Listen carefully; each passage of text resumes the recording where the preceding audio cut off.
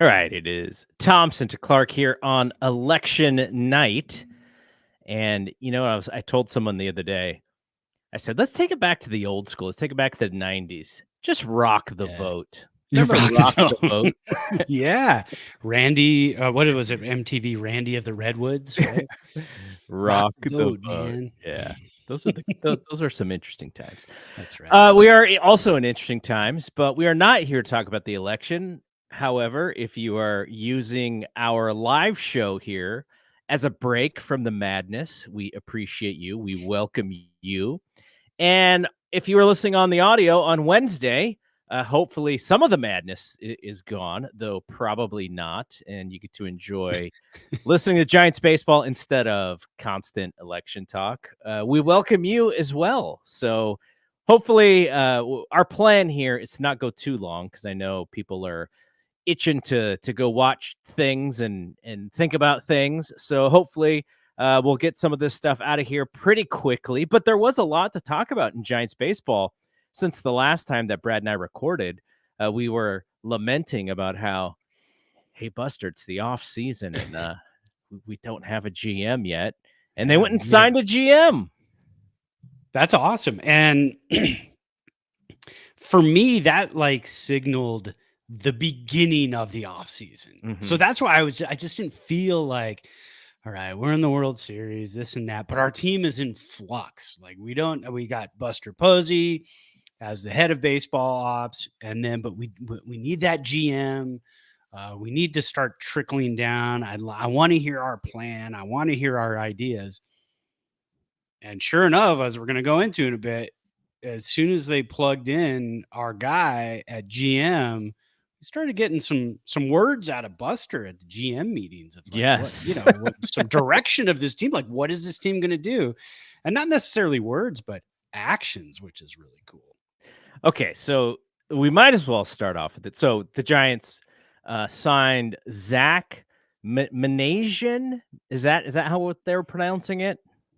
I believe it's Minasian. Minasian. Okay, I've seen him on a couple of different things. I've seen him interviewed, and he comes from the Giants. The Giants team. He's been with the team since Farhan came.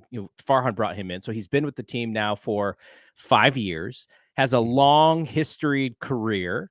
Was with the Brewers. Kind of came into the game. Tommy Lasorda was a godfather of some sort. So he's that was kind of the thing where I'm like, we got rid of someone from the Dodgers brass and we're bringing in someone else who's a little close to the Dodgers. Oh, well, so be it. He's been with the Giants for a while now. But this was not someone who was on our radar. And according to Buster Posey, he was not even on Buster's radar. So that was kind of interesting in bringing him in like that. And I guess the way that he told the story, Buster just was like, hey, do you want to interview for this thing? And he's like, yeah, of course. So it was kind of weird in the process of the whole thing. He wanted the job, but he didn't, Buster didn't know he wanted the job, but that's good. Hey, you know what? I like a search that goes outside the box, because if you start and we have 5 candidates and these are the 5 candidates we're going with. Yeah, maybe you're not going to get the person who's going to be the best fit in the long run. And you get somebody who steps up and says, yeah, how about me? I think I can do the job. So, kind of a cool step forward there, but yeah. I mean, looking at his history and his scouting, his pro scouting history and everything else that he's been through, this is kind of the move that we thought was going to happen. We were going to get a scout. That's what he said. That's what Buster said. He wanted a scout heavy GM. And that's kind of the direction that they're going now. So I'm excited. Let's go. His brother works for the Angels as the GM. So Trout, we can get Trout. No problem, right? Just call him up and say, hey, remember that noogie you gave me when we were in 6th grade? Yeah, that noogie. Okay, you owe me Mike Trout, right? Not how it works. Yeah, exactly. Okay, so I do have some insight from somebody in baseball who's more from an analytical lens. They said, when I just asked them like their thoughts, and they said they hired a good eye scout who wasn't really a candidate for that type of job outside of their organization. So, like you kind of said, out of the box, but kind of fits what Buster wanted. And we'll talk a little bit about what Buster may want even more when it comes to the loss of a couple other people.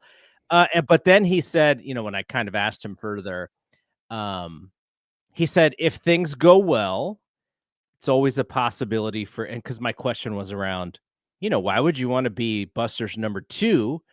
Um, and, because if the Giants do well, Buster's gonna get the credit, and if the Giants don't do well, you may get a lot of the blame.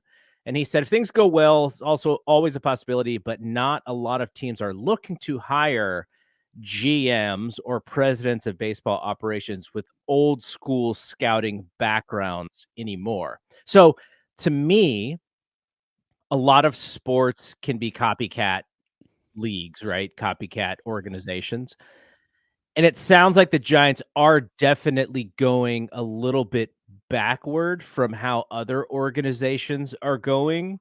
And if it works, then maybe you create a trend. But it definitely sounds like they are going against the modern grain here, which I you never want to be behind in the times.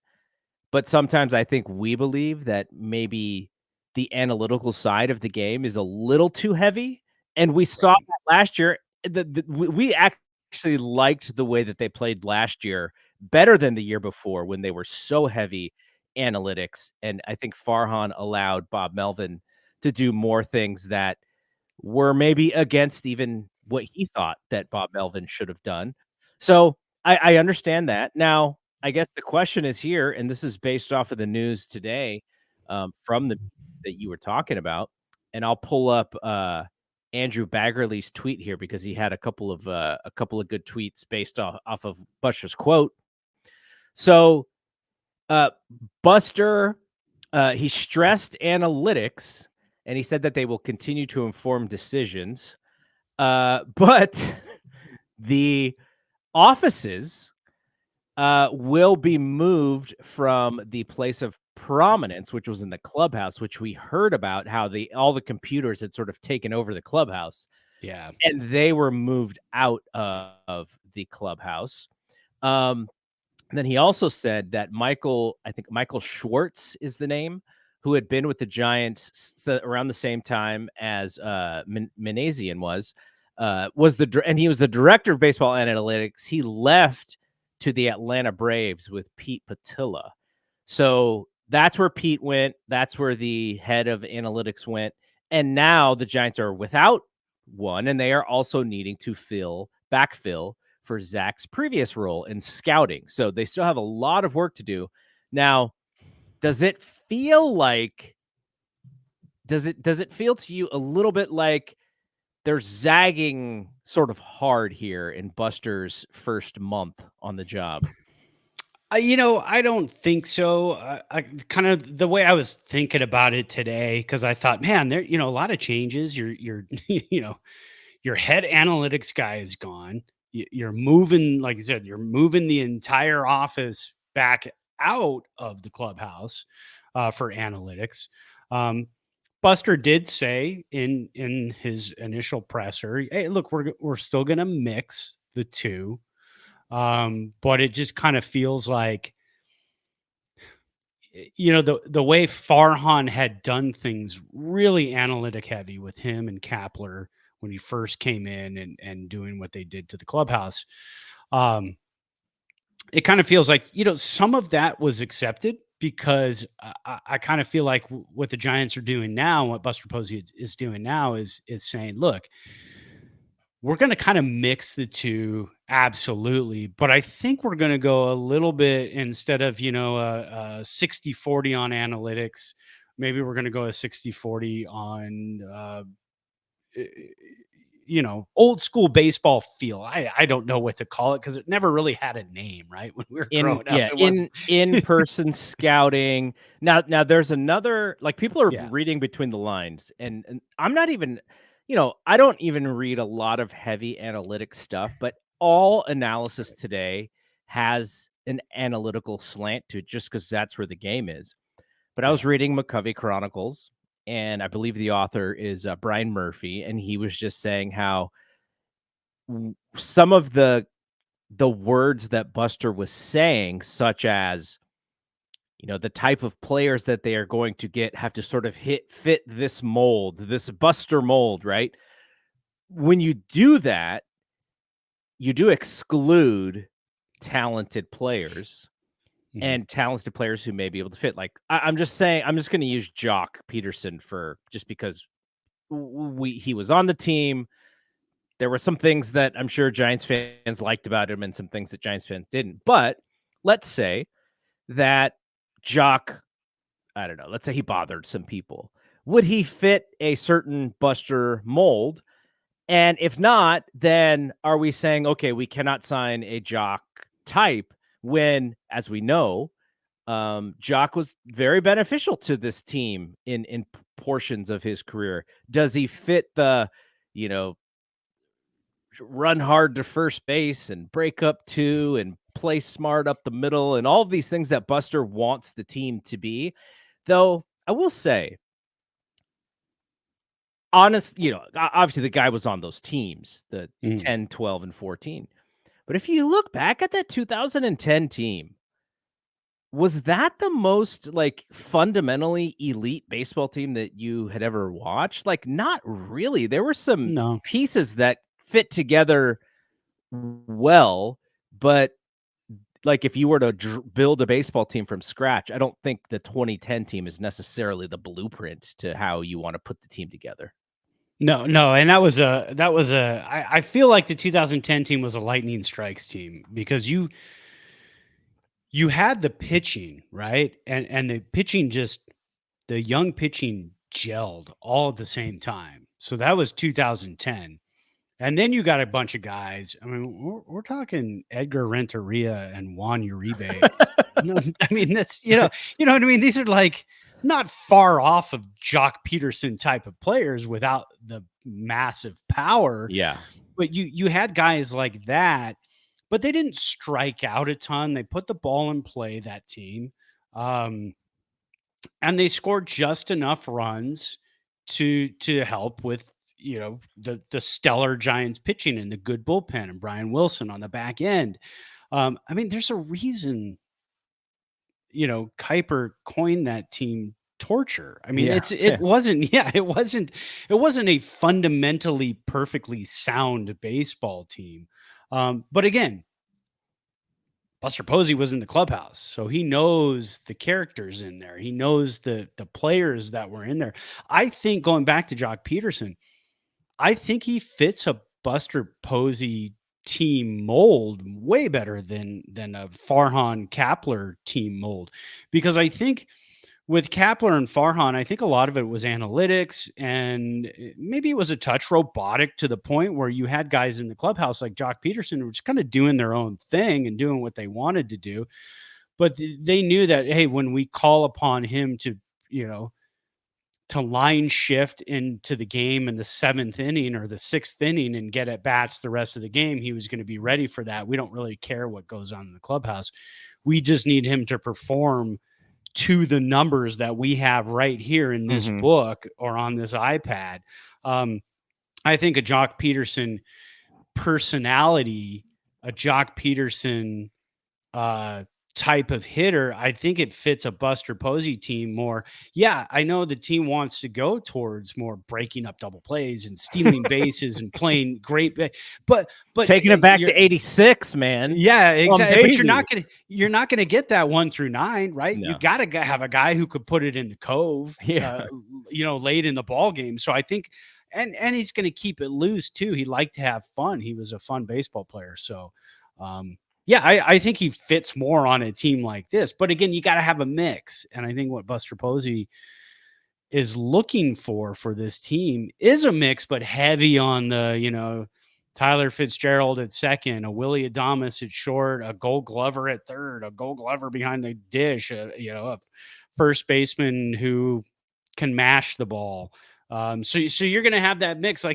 That's a 1986 team, right? That's a 1987 team is what you're looking at. That's a Minnesota Twins team. So All right, Davis had a great point, and I should have thought of it since we do cover the Niners on this. And the Niners podcast that we do is called We Want Winners, which is based off of this person.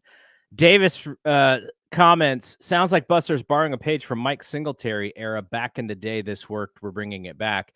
Now, I will say, if he's going to go back like Mike Singletary went back, that would be bad news, because what Mike Singletary did was he was like, hey, guys, it's 2008. And what we're going to do is we are going to try and go back to the late 70s era of the NFL, and we think we can do it. And in some instances, I think that sort of toughness style did work because they had certain players like that. But on the offensive side of the Sure. football, it was putrid. It was really, really bad. So I think here's what I'm kind of worried about, which is baseball today is really about winning the matchup based off of your percentages and based off of your leverage. We watched in the World Series, the way that the Dodgers play is, they have a favorable matchup offensively more often than not, and it's about what pitcher can actually win that matchup 1 through 9, and not very many people can. Garrett Cole did a really good job until, he had to be pulled out of Game 5. But you don't have a lot of Garrett Coles, and so my worry is offensively is like, well, we're going to roll these players out, and the other team goes, well, we know exactly how to pitch these guys. Like, I don't care if Casey Schmidt is playing platinum glove level defense at third. We know by watching him over the last 2 years that he's going to swing at half of the pitches out of the strike zone. He's going to get himself out half of the time. And then someone's going to throw get me over fastball, and he's going to drill that one out of the park. But what happens is the way that these guys are being pitched to is they're being pitched to their weakness constantly. And if the pitcher can actually hit those spots and they can get to that weakness, more often than not, they're going to get those guys out. So if we are continuing to utilize the numbers in the right way, I don't think Buster's going to put out these bad lineups. But my worry is he's just like going to gut check it. He's going to be like, well, we haven't given this guy a chance, and thus he's going to play today. And you and I are like, but this guy's like 0 for 12 with 11 strikeouts against this pitcher. What is he doing in the lineup? And that's the kind of thing I worry about a little bit. Now, that's just me being a fan. I'm going to give Buster and Bob Melvin the benefit of the doubt of they're still gonna play by the right blueprint. But I also worry, are they gonna have the right players to fit some of those roles based off of this old school mentality of how to put a baseball team together? That's part I don't know. What would be great is if Bruce Bochy could retire, and then we can just have Buster and Bob just have them on, FaceTime constantly. Yeah, right. Like, hey, Bruce, like, what do you think about this? What do you think? Because if anybody had a gut that worked well in all facets of the game, it was Bochy. Bochy was not going to overlook something that said, hey, this guy, I know you believe in this guy, but it's not going to be his day. But at the same time, with the bullpen, Romo throwing 86 mile an hour sliders, frisbee sliders, he's going to get this guy out. I feel it. And so, that's tough in this day and age when you have a lineup like the Dodgers, who the Giants are going to play. They're going to play the Padres a lot. The Diamondbacks came back later in the season. I just don't want the Giants to fall behind to where they go, whoops, that was 2 years, and now we got to go back to what we were doing. Because honestly, I think most Giants fans could live with what was happening on the field these last 2 years if the farm system looked like it was actually going to produce. But you put both of those things together, the staleness of the everyday team and the fact that they were not actually producing, Luciano and Matos, to big league level stardom. I think that was probably what got their wits end. I'm hopeful, I am faithful, but I am really worried at some of the first things that he did. It was almost like, I really worry about the overreaction. Let's undo all of this because I don't like it or it didn't work or you have any sort of justifiable reason. Our head of analytics is gone. Our GM who we wanted to keep around, he's now gone. And I'm guessing those guys saw where things were going and they were like, "Oh, this is not the best place for me." So we're going to gauge this week by week and we'll measure Buster for all of the things that he's doing. And he's going to get a good run. Fans are going to give him an opportunity. And this is part of that restart. This is why you bring him in, is because the fans are giving him the benefit of the doubt. But yeah, I am a little worried based off of some of the moves, including the ones today. The only reason I'm not too worried about it is because, and I did get the pronunciation wrong. It is Minasian. Minasian. Yeah, so Zack Minasian. The reason I'm not too worried about that is because he's been in the organization. He was a Zadie hire. So he knew how that whole thing worked and the analytics side of things and how to scout and who to scout for when you're talking about analytics. But the quote I saw, and I think it was from that same McCovey Chronicles article, was basically, it kind of sounds like the Giants are going more towards a scout first, check later type of approach, where they're scouting somebody by basically raw talent, watching, seeing what they do, and then let's look at the numbers and see if those numbers match up with what our eyes are seeing. Instead of numbers first, with this guy, I'm looking at him, he's not performing like that, but let's get him in here because his numbers back all of that up. And again, I think that makes me, as an old school fan, a little more comfortable, actually, because if I see a guy is crushing the baseball, but his numbers say, yeah, maybe he doesn't maintain this. Hey, you know what? That guy's crushing the baseball. Put him out there and let him hit the baseball, because what grows your skills probably more than anything is repetition and confidence. So if you're constantly being told, but the iPad says this, you can't maintain this, so we're not going to put you back out there until we can work you on the side and get you better at this and this and that. That could be soul crushing. That could hurt the guys who are, I don't know. I hate to say it, but like a Luciano and a Matos. I mean, maybe that's not given the chance to just go out there and play every day kind of hurt them. But we saw what they did in AAA. They were kind of back and forth in AAA as well. But I'm fine with that in that side. And then again, we also don't have a hitting coach. He left for Texas. So and the other one is interviewing for jobs as well. So yeah, but they're talking possibly Damon Minor as the hitting coach, who's been in the organization, knows the organization. He's been in Sacramento for a few years, and so he comes to San Francisco, and he's familiar with half the roster because half the roster was in Sacramento over the last couple of seasons. So you know what he's also familiar with? Yeah, being a quadruple A player. He is. Yeah. I got to go back through my tapes. I'm pretty sure I interviewed him post game a couple times in San Jose when he was having that like 36, 37 home run season. I mean, that guy was just, I'm like, why is he in single A hitting 37 home runs? Yeah. Little did I know. I mean, he was a beast. He was a minor league beast. He absolutely was. All right, let's switch some gears because we do have to celebrate a couple of guys. Matt Chapman and Patrick Bailey, you mentioned it already. They are Gold Glovers. I spoiled it. I'm sorry. No. It's totally fine because that's part of the argument for what Buster wants to do is play solid defense and pitching and hope that the hitting could be good enough. But the platinum glove, you looked up how this works. How does the platinum glove work?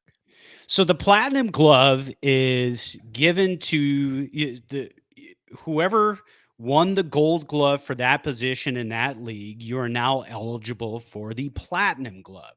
So they give a Platinum Glove every year to the overall best defender in the National League, the overall best defender in the American League. I thought at the end of the Gold Glove Awards, they just give it, but apparently now you vote for it, which I don't like, because then it's going to become a popularity contest. When you look at the Platinum Glove winner in the National League, they started doing this in 2011. It's gone to, and this is why I'm really hoping Patrick Bailey can take it home, because he did have the best numbers overall in fielding, just in general, for pretty much any player in the majors, but especially in the National League. But Yadier Molina won it the initial year it started, 2011. Since then, he won it 2011, 12, 14, and 15. So he's a 4-time winner at catcher. The overall all-time National League winner is Nolan Arenado, who won it from 2017 all the way to 2022. So he was the Platinum Glove Award winner 6 years in a row.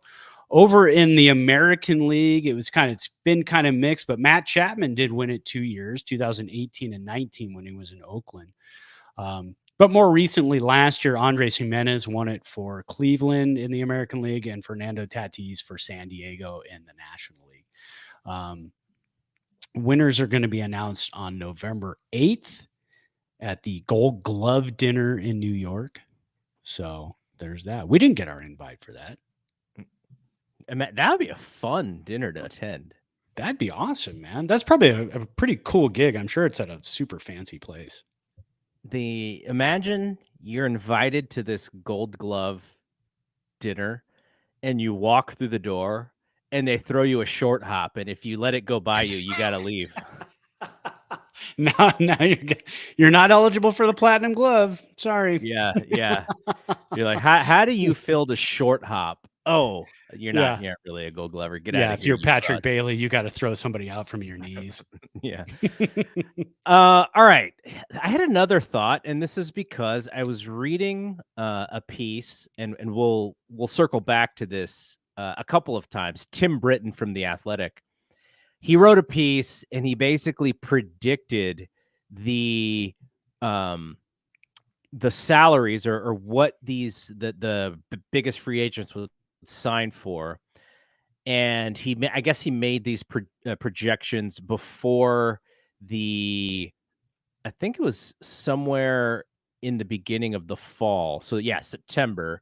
And now he's looking at these projections again, post World Series. And so, for instance, he projected Juan Soto to be 12 for 540 in September. And then based off of the playoffs, he's thinking more 13 for 611 is the number. So the reason why I'm bringing this up is because I was looking at some of the pitchers, because the Giants may be in contention for one of these starting pitchers that's available. And like, you have folks like Corbin Burns, whose projection is 7 years, $217 million by Britton. Then you have other guys like Fried, who's right now 5 for 140 is the projection.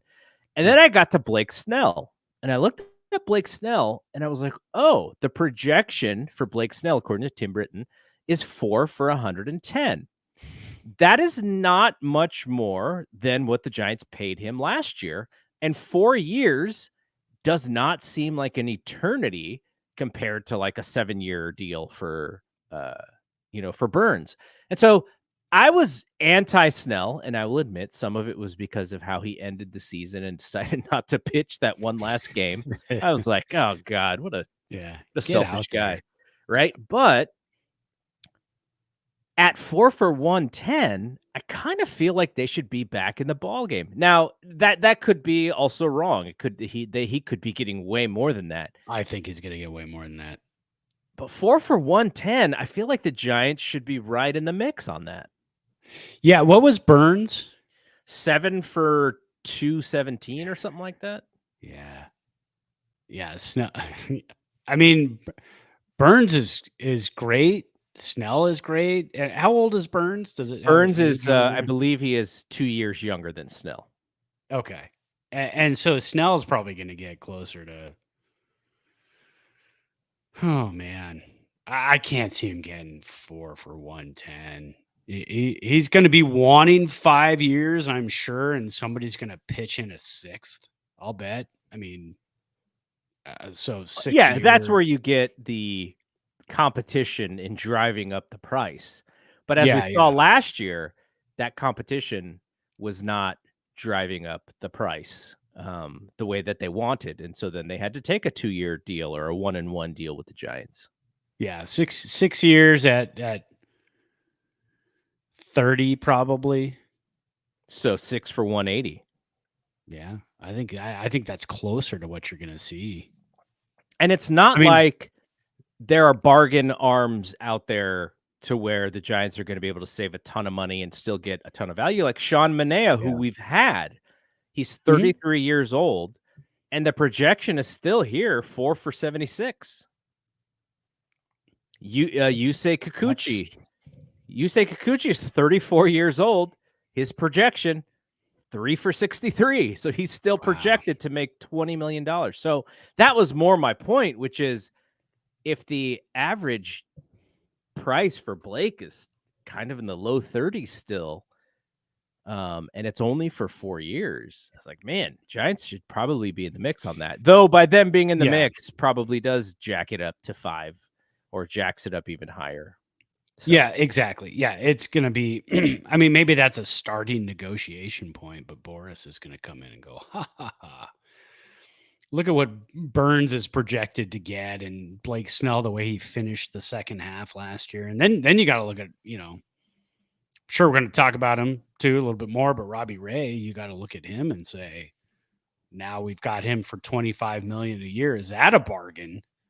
Because you've got a guy, he's coming off Tommy John.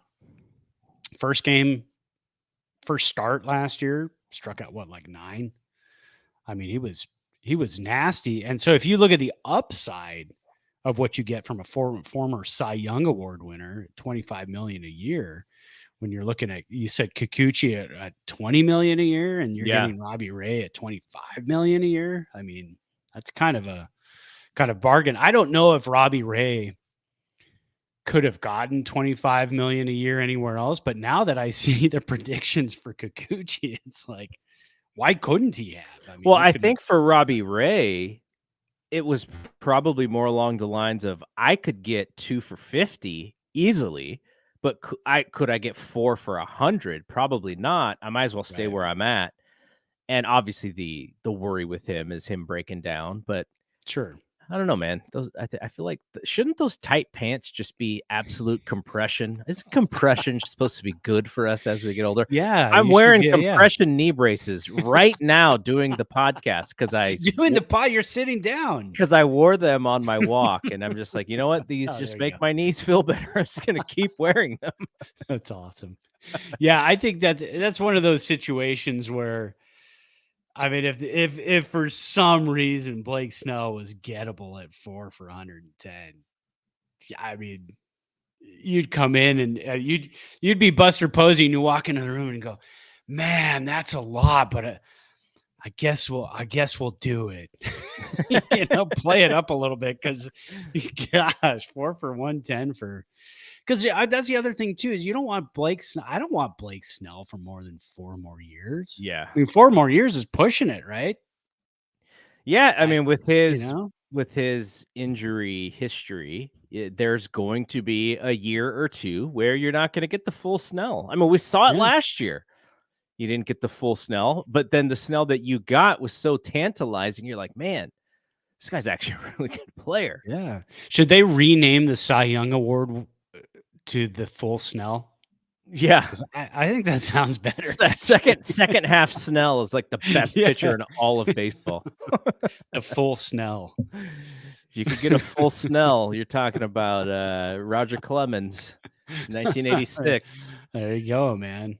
What was he in 1986? Wasn't he like 26-2 or something like that? Something crazy. 24 and 5, something like that. That was insane. And that was coming off of, for us at least, Dwight Gooden's 1985, which was same Yeah. thing where these pitchers were just coming out of the woodwork. All right, before we get to our we're gonna play a game here at the end. He was But have 24-4. Sorry, I had to look it up. That's one of those years that sticks in my head. You say 1986 Roger yeah, Clemens, and I go, that was like one of the greatest pitching years ever that I've ever seen. yeah, absolutely. Susan Slusser today tweeted out that there are a few teams expressing interest in Camilo Duvall. The talent remains undeniable, and a few teams would consider him for closer role, which he lost to Ryan Walker last year. Ryan Walker, very dependable closer, kind of a journeyman himself.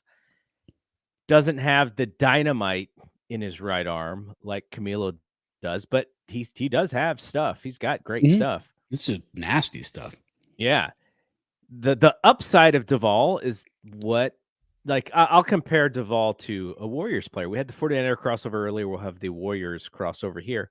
The Warriors have a young player by the name of Jonathan Kuminga. Now, Brian and my other son, JJ, and me too, like, we're just like, oh, just in due time. Like, this guy was a rookie when the Warriors won the championship, and he's just like he's just waiting to burst out. But here we are in year 4 for Kuminga, and he's still slowly getting better, but he hasn't like taken that leap. And I sort of feel the same way about Duvall. Now, Duvall had a really, really good year 2 years ago, made the All-Star team. Remember him and Julio Rodriguez and that awesome at bat. Yeah. And there were moments where you're like, Duvall may be at some point one of the best closers in the game. And then we took the step back last year. There was some attitude stuff. There was some, Kruko was really hard on him as far as, doing whatever it took to be the best. And he came back and he pitched well, but he did lose his starting spot. And now we're talking about what is he going to get in arbitration? And now he gets more expensive. He's no longer just the $300,000 guy. He's going to make some real money coming up here. And so what do you think about the rumors of Duvall? I would love to see him on the team because you have that high upside, like I want to see Kuminga continue to be on the Warriors. But at the same time, you have to be realistic in what you have seen and go, okay, it is quite possible that we've seen the best of him. Now, there's also possible that he could do better, but he may not. So what's the realistic viewpoint? So what are your thoughts on Camilo? That's a tough one too, because I go back and forth. If you're playing a video game and you're paying $2.9 million to him to be on your team, I think you just go, yeah, I'm going to take that because he's a guy that we can throw out there. He's a guy I can use in the bullpen. He throws, whatever. He's got this nasty cutter. He throws 100 miles an hour, some great pitches. But in the real world, you look at that and you go 2.9 million, 27 years old, still got a lot of young guys in AAA. Bullpen is starting to mesh again. 27 years old, 2.9 million, first year of arbitration. My only concern and the only thing I think about is his head and his head space and where he's at. Is he going to be ruined if he comes back and is not the closer and his role as an 8th inning setup man? But again, an 8th inning setup man for 2.9 million. Again, he gets the outs, but he also walks a lot of people. So I think it's a matter of what I want to see some spring training action out of him. Is that going to really tell you everything? So I think they're going to pay him the 2.9. Or again, that's just an estimate that I've seen on Spot Track for for arbitration numbers. But I'd like to see them pay him that, go into spring training. You can fight for the closer role. I want to see what your makeup is. I want to see where your head is at. Maybe give him the first month of the season. If things are rough and rocky, then at that point, maybe he loses some value, but you trade him. You get him out of there, you get him into a different situation, and then you work on, who else did we see in spring training that's ready to come into the bullpen and kind of strengthen our bullpen a little bit. So maybe a little I bit mean, of Will Bednar action. well, gosh, I mean, if that guy can even turn it around, that's the problem too. He's having a rough go with injuries and everything else too. I So think they're going to have to yeah, put him on the 40 or else they could lose him to Rule 5. I think so. Yeah. And And Carson Ragsdale, I believe, is one of the other ones. yeah, he's another one. So, But I think the idea is they have to believe he's the closer if they're going to pay him, right? sure. Because I think if so. they don't believe, they're not. I don't think they're going to pay close to $3 million for an 8th inning guy. Right. So, but in that case, then if you do pay him the $3 million and then you make him the closer, how does Ryan Walker take that? You had a guy who won the role, basically didn't win the role. I mean, he was handed the role, but never gave it up. He took that role and ran with it and did a great job. I think he only had one Rocky outing the entire time he was closing. And then in that situation, do you now have a problem? Because Ryan Walker's like, man, I'm ready to get back into that closer role. But but that's good. You want that, I guess. Yeah. You want that You want them to competition. compete. Yeah, you want them to compete. So you got an 8th inning guy, and if he sees Duvall, and then that way too, Bob Melvin knows as well. Hey, if I need to switch it up, I can switch it up. I can absolutely do that. So All right, we are going to play a quick game here to end the show. I told you we're gonna get out of here a little sooner than later. Our second free agent of Who Do You Want?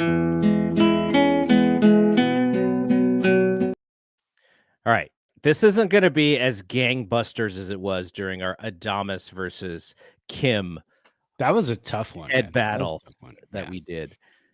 This is going to be a little different. It's going to be we're picking between 2 first basemen on short contracts. The idea that they would sign a short deal because we have Bryce Eldridge coming up, and we're hopeful that he's going to be the future first baseman. He may need 2 years. He may only need 1 year. Or, as we saw with Damon Minor, he may need all of the years because, these prospects don't always fulfill. Though I would say Bryce Eldridge is a much higher value prospect than Damon Minor was. Yeah. Those 2 players are going to be Christian Walker and Paul Goldschmidt. Now, I think most people would say Christian Walker hands down. And if you are just saying who's the better player, I think that's an easy one. Christian Walker definitely had the better season last year. We can quickly compare them. Goldschmidt was 22 jacks, 65 RBI, very unlike Goldschmidt on base, slugging also way down. OPS plus was under that 100 mark. For Christian Walker, 26 jacks, 84 RBI, OBP of 335. So not great, but above his career average. Slugging 468, also above his career average at the age of 32, 33. And his OPS 803, OPS plus 121. Goldschmidt is going to be 37 at the start of the season. So he's 4 years older than Christian Walker. Now, so like I said, easy pick here.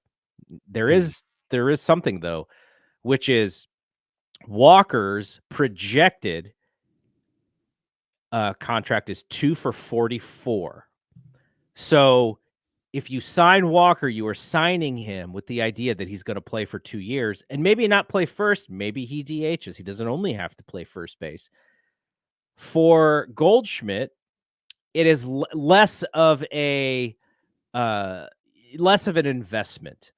He has him 1 for $15 million. So the average is a little bit higher, but it's because it's only a 1-year deal. By the way, Jock Peterson, 1 for 16. You could bring good old Jock back. But who do you want? Let's say that those values are real. Right. Would you sign Christian Walker at 2 for 44 with the idea that maybe you don't even need him in that second year? Or do you go for somebody like Goldschmidt and 1 for 15? I mean, obviously, I think my choice is going to be Christian Walker if you can get him for 1. If you could get him for 2 and you have to move him to DH the second season or move him in the offseason. I mean, you could do that as well because he's only got 1 year. What was it? 2 for what? 44. 2 for 44.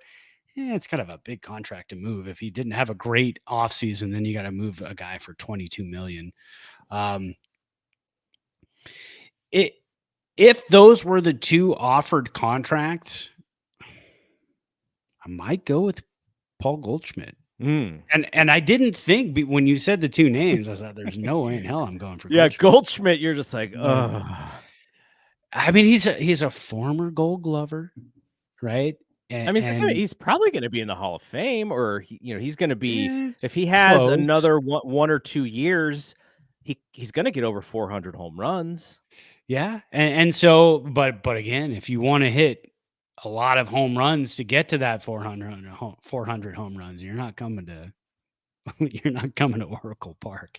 You know You're what's going back to interesting? Arizona. No, yeah, 100%. You know what's Yeah. really interesting? Do you know that Goldschmidt won the MVP just 2 years ago? Was it just 2 years ago? Interesting. And that was 2022, he hit 35 jacks, 115 runs batted in, slugged almost 1,000 in 2022, and he is a runner-up for the MVP 2 times, all the way back to 2013 when he was with Arizona, and then again in 2015 with Arizona, and then he was 3rd place in MVP in 2017 with Arizona. And he really never, I mean, he had good seasons in St. Louis, but nothing like the 2022 season. And just the last 2 years, he's fallen off fairly dramatically too. I mean, it's not like he still played the same amount of games last year as he did the previous season, but his WAR went from 3.4 to 1.3, and then his OPS plus went from 120 to 98. And that was coming off of a season in which he had a 177 OPS plus while winning the MVP. So I don't know what happened. I mean, it could be just age, 35, 36 year seasons just fell off the radar. The reason I would pick Walker is I think he's probably aging slightly better. He is a little bit younger. And I think his power would hold up a little bit better in our park. But another thing, and this is very interesting, is he also plays Gold Glove defense. So that is an interesting wrinkle to what Buster Posey may want. By the way, Paul Goldschmidt last won his Gold Glove in 2021. So not like he's a poor defender. But right. you kind of wonder about that, and just the idea that, if we're looking to, make the defense even better. So I don't think there's a winning I don't think there's a winning guess here on our end. I like Walker a little bit better. Goldschmidt, you get worried when you see the production go down as quickly as it has with him, because it could go down to like nothing, right? Next year. But and I don't think at first base you're gonna get a guy like Pete Alonso for 1 year. You know what I mean? Because I don't think he has anything to prove. I think Christian Walker absolutely has something to prove. So I think you can get him for 1 year, and you're gonna get 1 year for Paul Goldschmidt because it's gonna be am I going to retire after this year type of contract. So I think if you can talk Christian Walker into a 1 year deal, I am like 80% on that side then. Or a I've always 1-1 like they've been doing. Maybe he's got an option. Exactly. I've always liked Christian Walker. I think he's a fun baseball player. The guy crushes the baseball. I'm just looking. They're both right-handed bats. Yeah, Alonso and Christian you know, Walker had almost identical seasons last year. Alonso had a little bit yeah, more home runs. Walker's average was a little bit better. Walker's defense is definitely better. So yeah, they were pretty close to competition wise. They're pretty close to the same player. Alonso projected, according to Britain, 5 for 140. So he probably did lose a little bit of value throughout the season. sure. Oh yeah, I think he did. But I also think you look at a guy like that and you stick him in. I mean, Arizona's got a first base position open, and you stick a guy like him at first base in Arizona, he's back to hitting 40 home runs, no problem. So yeah, Yeah, that's the problem when you can't say that about the Giants because nobody outside of Barry Bonds and maybe a little bit of Pablo Sandoval, though. How many home runs did Pablo Sandoval possibly lose playing at Oracle? Belt and Belt probably is a 30 jack guy, not playing in Oracle. So, well, that's where the scouting GM comes into play. We have to draft well. Yeah, because you got to get a Bryce Eldridge. You got to draft a Bryce Eldridge because you're not going to go out and entice somebody like that to come to your team. Let's say he becomes a 40 home run guy. You're not going to go out and be like, hey, Pete Alonso, come to our ballpark and instead of hitting 40, hit 32 a year. Yeah. There was a stat I sent you today that Michael Conforto led the National League in road home runs. Yeah. Which I would have never guessed that if someone asked me that question. He would have been so far off my radar in answering. But it shows you he hit 17? 17 home runs 17. On the road. Golly. Yeah. Which is amazing because it just shows you how hard of a time he had hitting in this park. So yeah, for sure. All right, like we've like we've stated, there will be some weeks that we're just going to take off depending on the news. If Buster drops bombs on us every day like this, then we may have to come back. But if there's reason to come back next week, we'll be back next week. If not, we may skip a week, but we'll try and be back at least every other week. But who knows? The Giants could sign somebody, and we'll come back next week. So just a heads up on that, and I will let you know on some of the other shows that I do with the Death Lineup and We Want Winners when we're going to be back. All right. So for Brad, I am Double G. See you when we see you. Peace out. Peace.